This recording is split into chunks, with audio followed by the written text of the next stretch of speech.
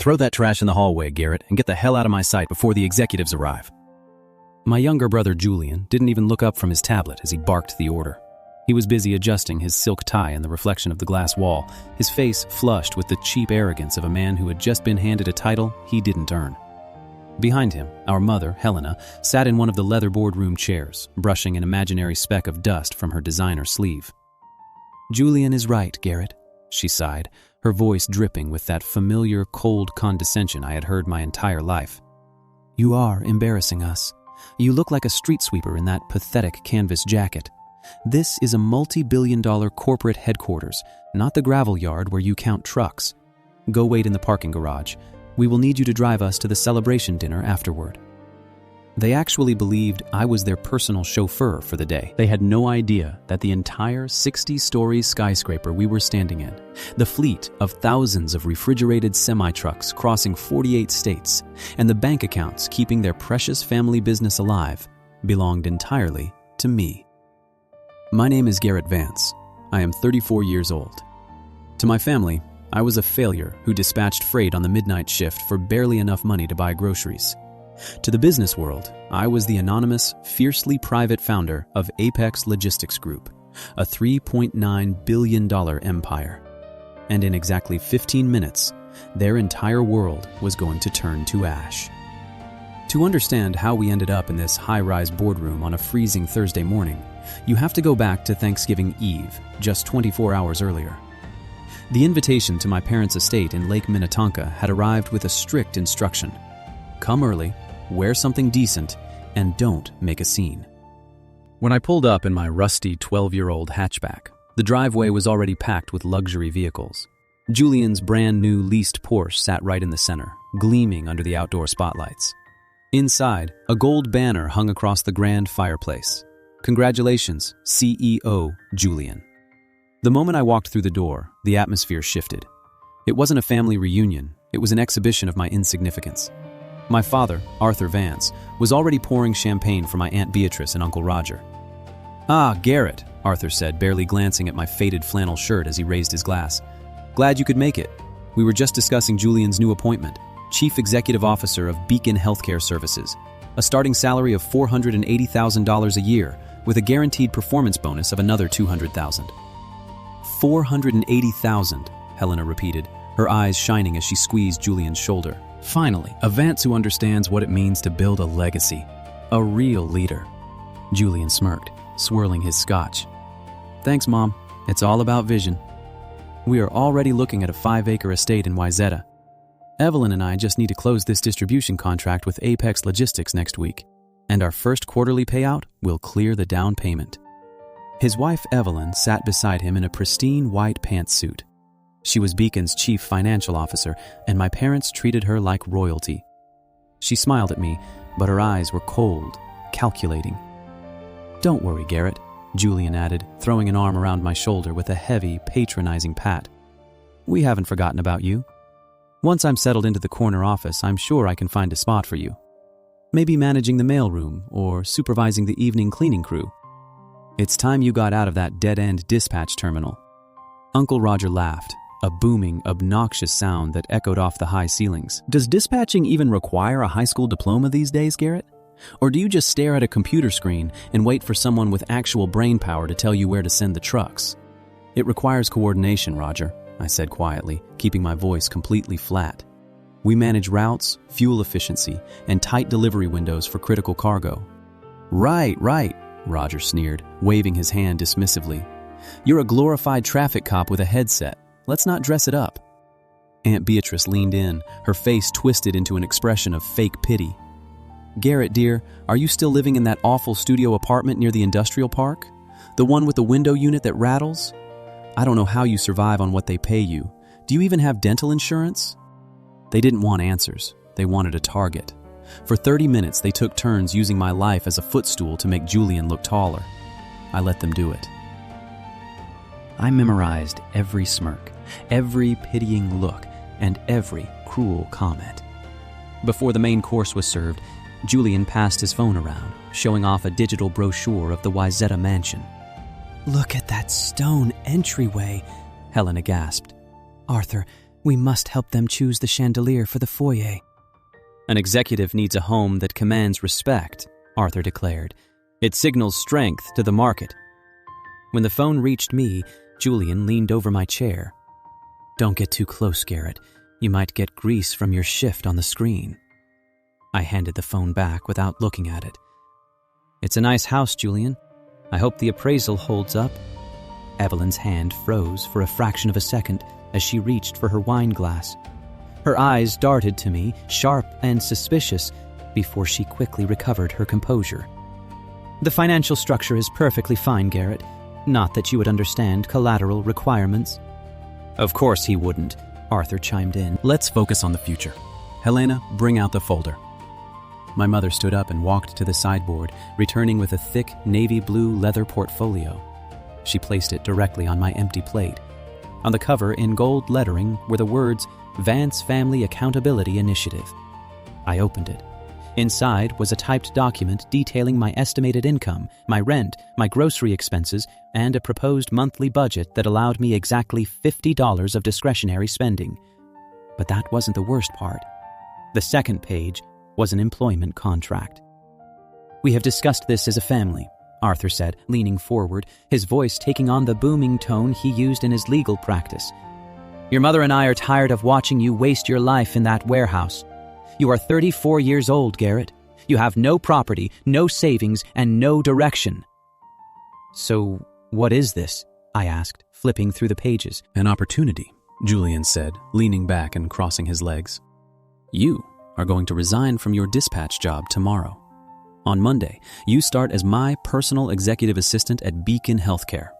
The salary is $45,000 a year. You will manage my calendar, coordinate my travel, take care of our dry cleaning, and help Evelyn with household errands after the baby arrives. And the budget? I asked. You will move into our finished basement, Helena said, as if she were offering me a room at the Ritz. We will monitor your bank accounts to ensure you are saving at least 30% of your income. It is time you submitted to authority, Garrett. Your brother has proven he has the discipline to lead. You will learn from him. I looked at the contract. It was a complete surrender of my autonomy. They wanted to turn me into a domestic servant under the guise of family charity, all so Julian could show off his power over me to his corporate friends. Sign it tonight, Arthur commanded, sliding a heavy silver pen across the table. I don't want any of your usual excuses. We are trying to save you from yourself. I need 48 hours to review the terms, I said, sliding the pen back. Julian's face darkened. 48 hours? For what? To consult your landlord? People with zero options don't get to negotiate, Garrett. I'm doing you a massive favor here. If you don't sign this before our meeting with Apex Logistics on Friday, the offer is off the table. I'm not bringing an unpolished, rebellious sibling into my executive suite. Then I guess we'll wait until Friday, I said, rising from the table. Sit back down, Arthur roared. But I was already walking toward the hallway to grab my jacket. As I reached the closet, I heard Evelyn's phone ring. She slipped past me into the dark study, closing the door almost completely behind her. I paused near the door, pretending to search my pockets for my keys. We need to adjust the inventory valuation on the third warehouse. Evelyn's voice was low, frantic, and entirely different from the calm, arrogant tone she had used at the table. The independent auditors from Apex are going to ask for physical counts. If they see the original ledger, they'll realize we've been counting obsolete medical supplies as active assets. Do whatever you have to do. Change the reserve numbers. The lender cannot see the discrepancy before the contract is signed. The line went silent. The door opened, and Evelyn froze, finding me standing right there with my coat in my hand. For a second, the mask slipped. Pure panic flashed across her face. Then she narrowed her eyes and stepped closer, her voice dropping to a harsh whisper. You didn't hear anything, dispatcher, she sneered. And even if you think you did, nobody in that dining room will ever believe a word that comes out of your mouth. You're a drop in the bucket. Keep your mouth shut. Sign that assistant contract. And maybe I'll make sure Julian doesn't make you wash his Porsche on weekends. My ears work just fine, Evelyn, I said, giving her a small, tight smile. And sometimes, the smallest drop is the one that overflows the bucket. Before she could respond, I walked out into the freezing night air. As I walked down the driveway, a shadow stepped out from behind the garage. It was my grandmother, Vivian. She was 82 years old, the widow of my grandfather, Marcus Vance, who had built the original trucking business that my father had later sold off to fund Julian's education. "Garrett," she whispered, her hands trembling as she clutched her wool shawl. "Grandma, what are you doing out here? It's freezing," I said, stepping closer to shield her from the wind. She reached into her pocket and pressed a cold, heavy brass key into my palm. "Don't let them do this to you, Garrett. Your father and Julian, they are not what they seem. They think they've won." "What is this key for?" I asked. "The safe deposit box at the downtown branch of First National," she whispered, looking back toward the house to make sure no one was watching. "Your grandfather left something for you. He knew what Arthur was. Before Marcus died, he set aside a minority share of the commercial land right next to the old rail terminal. It was supposed to be yours when you turned 30, but 3 years ago, your father came to me with a document. He said you had signed a waiver, transferring your interest back to the family holding company." My chest tightened. "I never signed any waiver, Grandma. I didn't even know the land existed."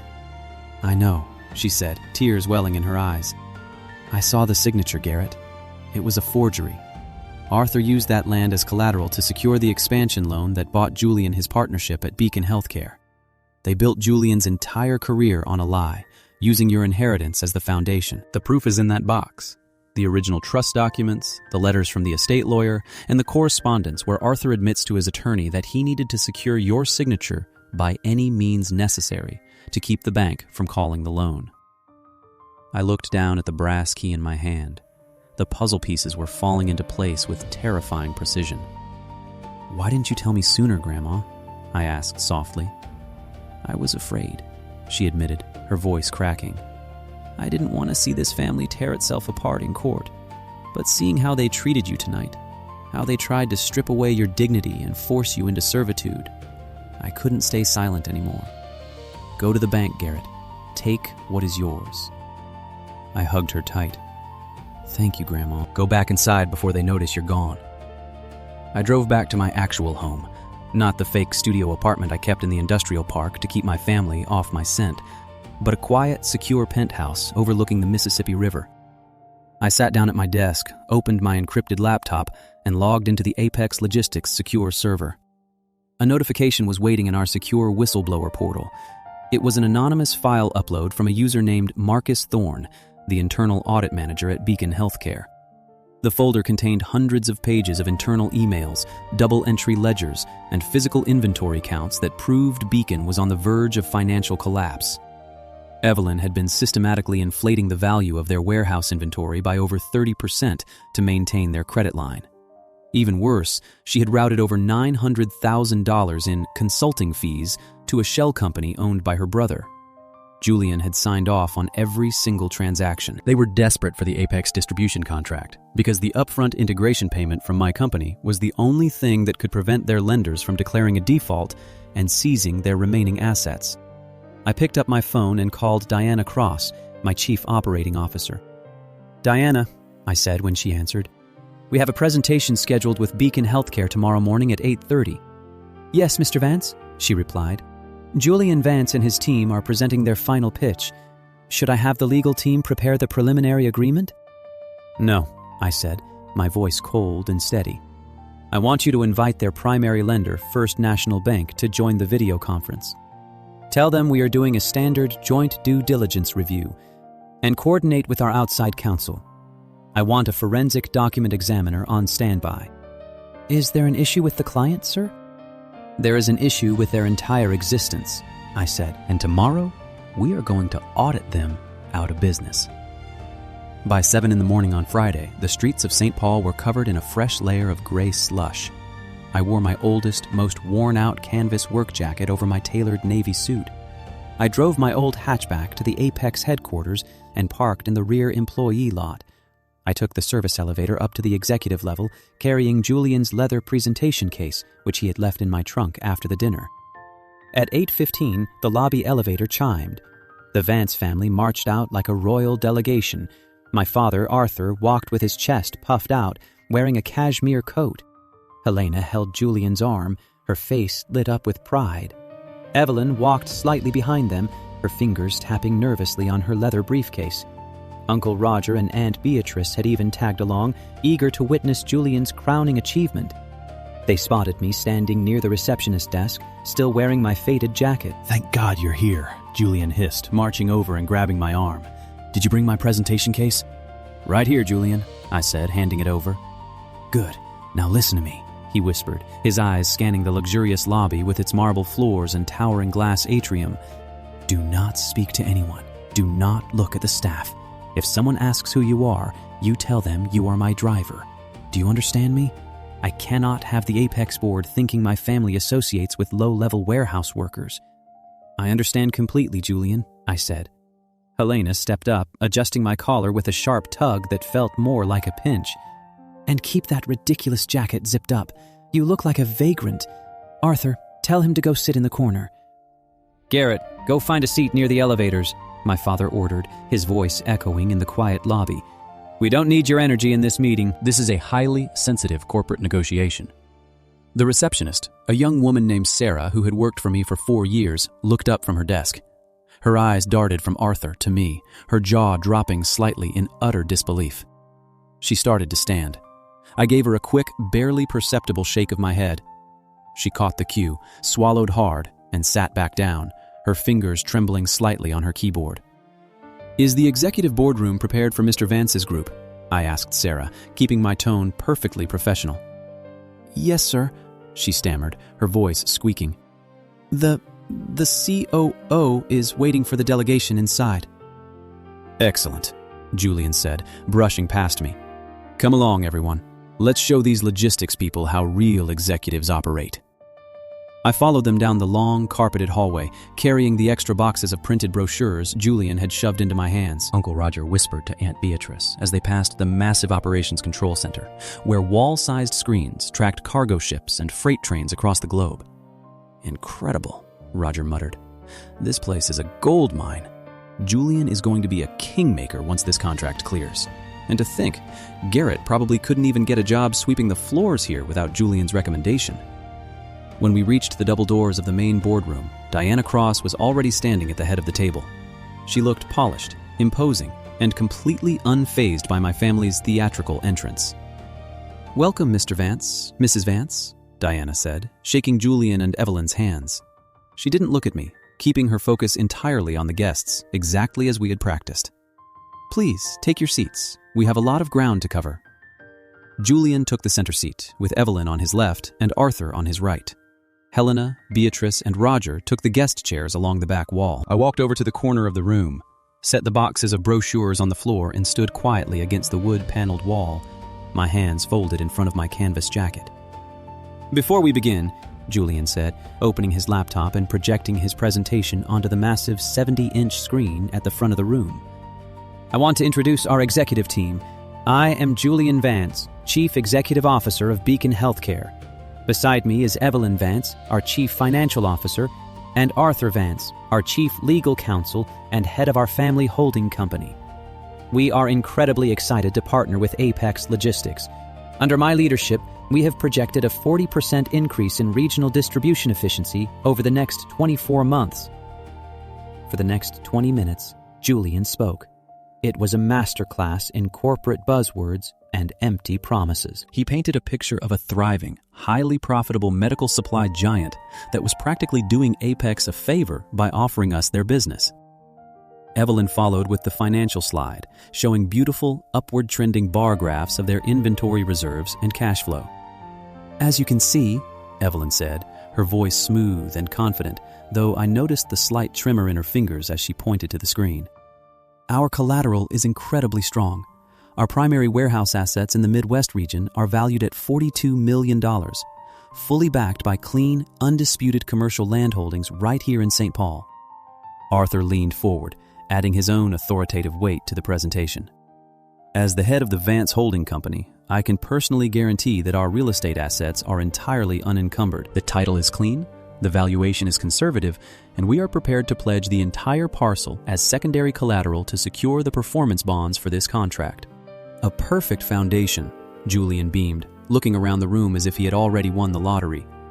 "We are ready to sign the letter of intent today." Diana Cross didn't smile. She slowly closed her notebook. "Thank you, Mr. Vance," Diana said. "Before we discuss the signing, we have a few questions regarding your presentation. and to help us clarify a few points, we have invited several remote observers to join this meeting. With a tap of her tablet, the split screen on the boardroom wall came alive. On the left side of the screen appeared 3 executives from First National Bank, including their chief lending officer, Thomas Sterling. On the right side of the screen was Marcus Thorne, the internal audit manager of Beacon Healthcare, sitting in a plain white office. Julian's smile vanished. His face went pale. Evelyn half rose from her seat, her eyes widening in horror as she stared at the screen. Thomas? Marcus?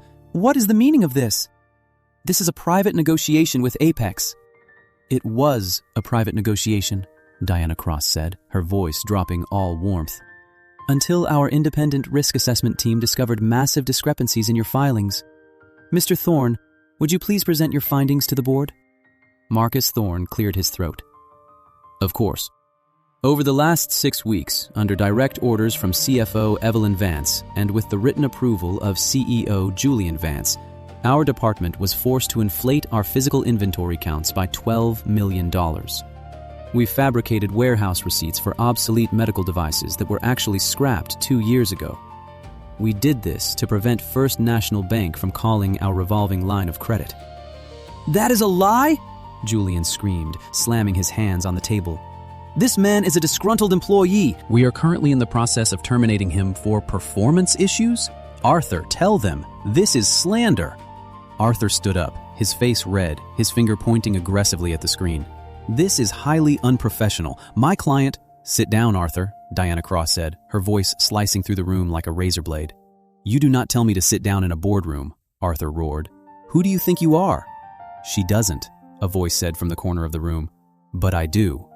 The room went completely dead silent. Every head turned toward the corner. I slowly unzipped my old canvas jacket, took it off, and draped it over the back of an empty chair, revealing my tailored 3-piece suit beneath it. I walked slowly toward the head of the table. Garrett, Helena gasped, her voice cracking. What are you doing? Get back to the hallway. Are you insane? Garrett, shut your mouth and get out of here right now, Julian snarled, taking a step toward me. You are ruining my career? I ignored them. I walked straight to the leather executive chair at the head of the table, the chair that had remained empty the entire morning. I pulled it out, sat down, and folded my hands on the polished wood surface. Diana Cross stood up, bowed her head slightly, and took her seat directly to my right. For the record, Diana announced, her voice echoing off the glass walls, I would like to introduce the founder, majority owner, and chief executive officer of Apex Logistics Group. This is Garrett Vance. The silence that followed was suffocating. Julian's mouth opened, but no sound came out. He looked like he had just been hit by a freight train. He looked at me, then at Diana, then back to me, his eyes darting wild with panic. Helena's hand flew to her mouth, her eyes bulging. No, that's impossible. Garrett, you're a dispatcher. You work the night shift. You don't own this.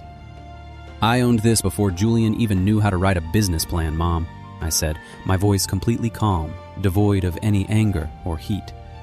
Arthur slowly sank back into his chair, his face draining of all color. He looked like an old man who had suddenly realized he was standing on the edge of a cliff. Garrett, Uncle Roger whispered from the back wall, his hands shaking as he clutched his notepad. You... $3.9 billion. Let's talk about the collateral, Arthur, I said, leaning forward and placing my hands flat on the table. I looked directly into my father's terrified eyes. You stood in my boardroom 10 minutes ago and guaranteed that the commercial land next to the St. Paul terminal was unencumbered and fully controlled by the Vance family holding company. Arthur swallowed hard, his Adam's apple bobbing. Garrett, it is. We have the deed. The deed you forged, I said. I tapped my tablet. The massive screen behind me changed. On one side was the waiver document my father had filed with the estate, bearing a signature that looked remarkably like mine. On the other side were my official college transcripts, my housing records, and my work-study timesheets from the University of Oregon. On October 14th, 3 years ago, the exact date this waiver was signed and notarized in Minneapolis, I was 1,500 miles away in Eugene, Oregon, delivering a lecture and signing for a shipment of textbooks at the university library at 3 in the afternoon. I have the security footage, the digital logs, and the sworn affidavit of 3 university officials. Thomas Sterling, the chief lending officer from First National Bank, spoke up from the screen. "Mr. Vance, Arthur Vance, is this true? Did you forge your son's signature to secure a $7 million expansion loan from our institution?" Arthur couldn't speak. He stared at the screen, his lips trembling, his hands flat on the table as if he were trying to keep the room from spinning. "And let's look at the correspondence," I continued, tapping the tablet again. A letter from Arthur to his personal estate attorney appeared on the screen. The text was highlighted in yellow. "We must secure Garrett's waiver immediately. If he discovers the true value of the rail terminal parcel, he will block the transfer. Julian's partnership at Beacon depends on this collateral. Do not contact Garrett directly. I will handle the signature." "This is mail fraud, wire fraud, bank fraud, and grand theft," I said, looking at my father. "And you did it all to buy a corporate title for the son you thought was worthy, while trying to force the son you stole from into becoming his personal servant." "Garrett, please," Helena begged, tears streaming down her face as she reached across the table toward me. "We are your parents. We did what we thought was best for the family legacy. Julian had a future. We didn't want the land to be wasted on someone who didn't care about status." "You didn't care about my future, Mom," I said, my voice cold as ice. "You cared about your vanity. You wanted a CEO son so you could boast about him at your country club. You were willing to turn me into a ghost to make him look like a giant." "Garrett," Julian stammered, his arrogance completely shattered. He looked small, weak, and pathetic. "We can fix this. I'll sign the distribution contract. We'll pay you back for the land. We'll give you whatever you want.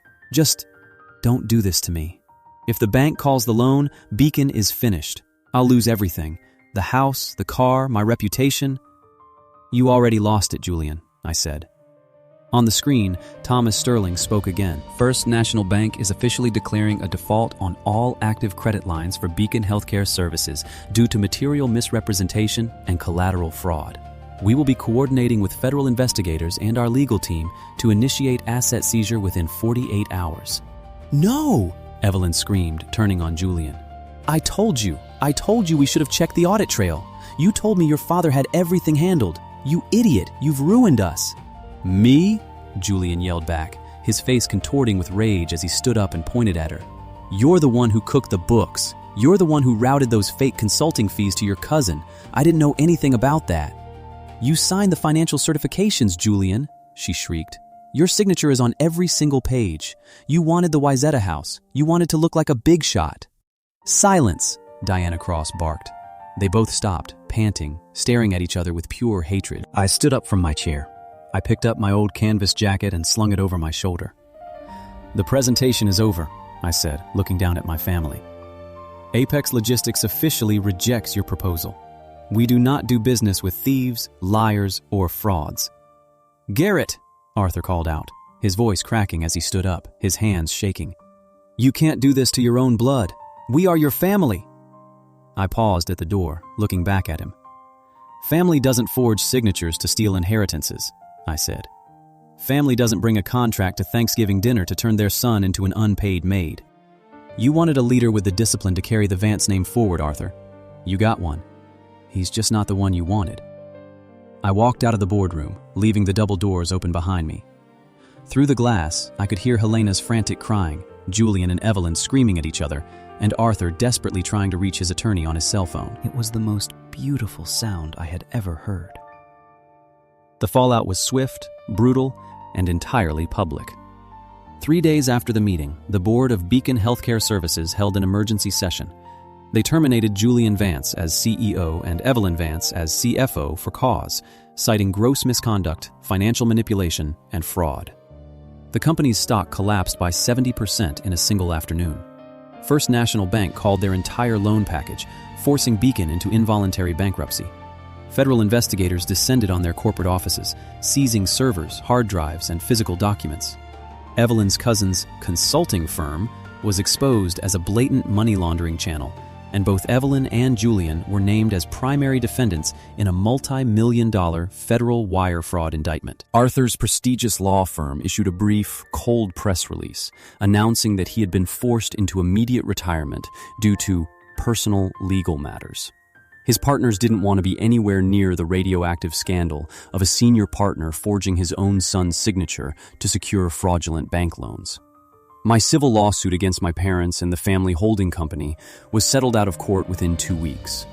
Confronted with the handwriting analysis, the trust records, and the damning attorney correspondence, Arthur and Helena agreed to surrender the commercial land next to the terminal back to me, along with $450,000 in damages to cover my legal expenses and the stolen value of the property.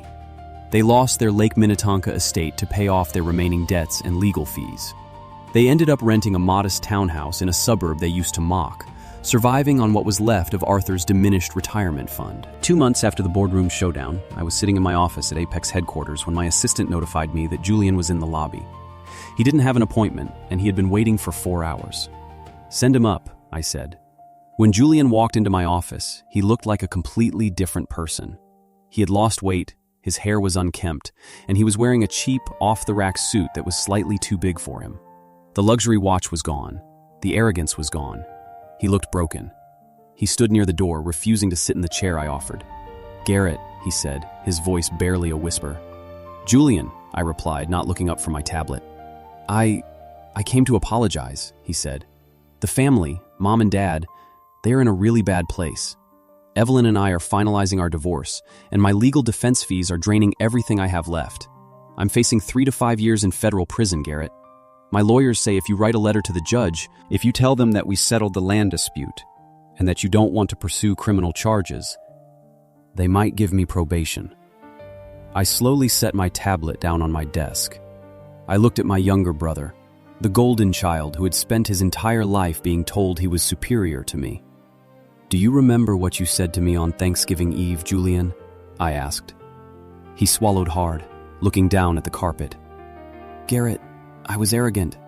I was stupid. I didn't know—" "No," I interrupted. "You didn't know I was rich.